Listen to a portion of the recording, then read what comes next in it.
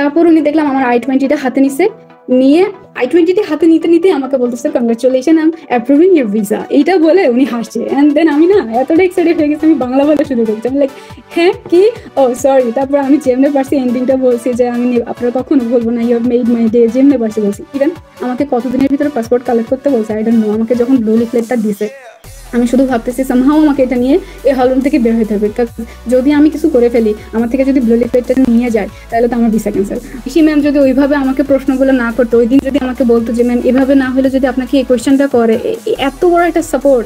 তারপর পূর্বা ম্যাম যেভাবে আমাকে সাপোর্ট করছে, আমি আমার কাছে যেটাতে মনে হচ্ছে যে ম্যাম দেখেন তো আমি এই কোয়েশ্চেনটা এভাবে মেক করছি, এটা কি ঠিক আছে কিনা, সাথে সাথে ম্যাম রিপ্লাই করতো। মানে অনেক বেশি হেল্প পাইছি আমি, অনেক বেশি হেল্প। নিজে নিজে আমি যা করছি তার সেগুলো সবগুলোকে একটা স্ট্যান্ডার্ড ওয়েতে প্রেজেন্টেশন করতে পারছি হচ্ছে যে এই ভূমিকার জন্য। অনেস্টলি স্পিকিং কেউ কিন্তু শিখাই দেয়নি, বারবার মেনশন করতেছি।